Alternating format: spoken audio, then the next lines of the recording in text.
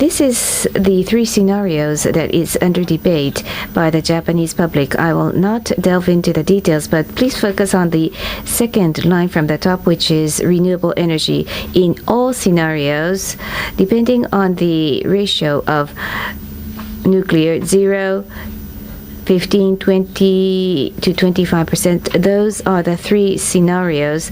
And even in all scenarios, it is indicated that the ratio accounted for by renewables will increase significantly.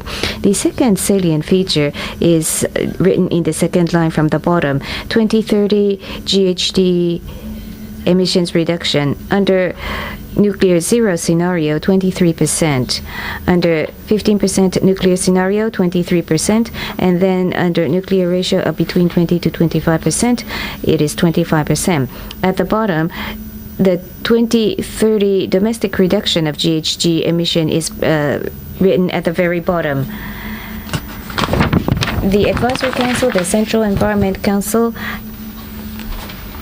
we compare the three scenarios and we find that these are the numbers that are sort of in between the Central Council and Advisory Committee. 9% in 15% scenario, 20 to 25% scenario, between 10 to 11%, and for the zero nuclear scenario, 7% GHG emission reduction. There are four energy choices, four viewpoints. One is with regards to contribution to tackling climate change. Not only domestic reduction, but sink and contribution to global reduction are also being taken up. And national debate is currently underway, and in late August, a major strategy for energy mix should be finalized. So how do we assess these three scenarios? In the debate ongoing at the Central Environmental Council, as mentioned by Professor Hamanaka, the 2-degree target or emission gap are the major assumptions, and they have been the supporting forces of the debate. But the three scenarios that are currently being presented have not included those factors. Those factors have somewhat disappeared from the three scenarios. These are the three scenarios for options for 2020, and as you can see, even if you look at 2020 targets or 2030 targets, there aren't really any significant difference in terms of climate change or global warming objectives. So does that mean that there's no room for reinforcing global warming policies? However, I've been participating in the debate in the Central Environmental Council, but they still think there's more room for energy conservation and energy efficiency. One major headache is the macro framework. Sorry, this is only in Japanese, but steel and other important sources and the production level is plotted.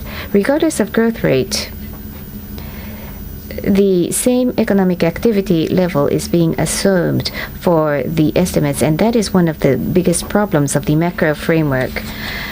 And from the potential of energy conservation, another chart I wish to show you, and again, this is only in Japanese, but this is a comparison against 2010, and especially in Japan, the industrial sector, including the energy conversion section, 10% energy conservation by 2020 or 2030. According to the Central Environmental Council, they indicate that there's more room for further energy conservation based upon technology. And in that context, when we think about the future scenarios, along with the increase of target, I think the future pathway for future policy will be of great importance. So to try to wrap up my presentation, most likely, as we continue our debate on 2020 target, measures, options, availability on further reinforcement of the global warming targets will be discussed, and how do we put into law the targets to be identified for 2020? Enactment of law would be the key.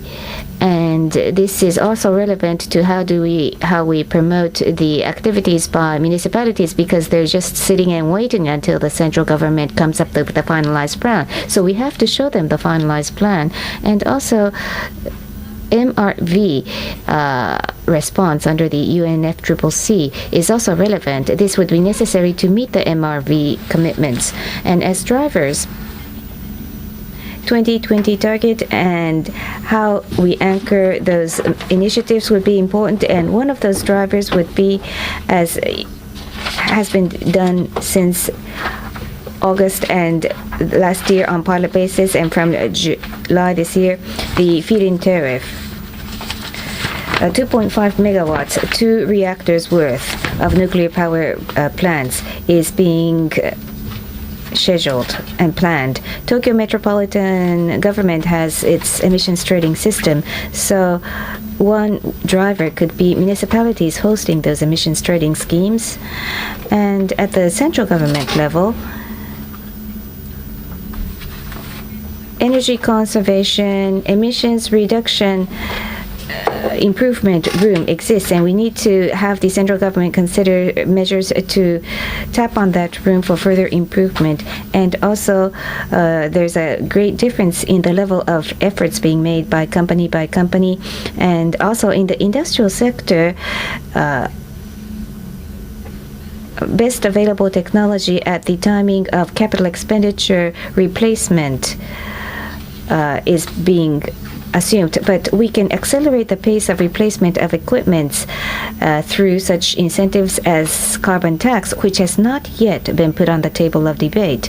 So in order to make real emissions reduction and energy conservation, we need to seek those measures, and whether we could place them on the agenda would serve the key to think about policies of Japan in the future. Thank you. Thank you very much, Professor Takamura.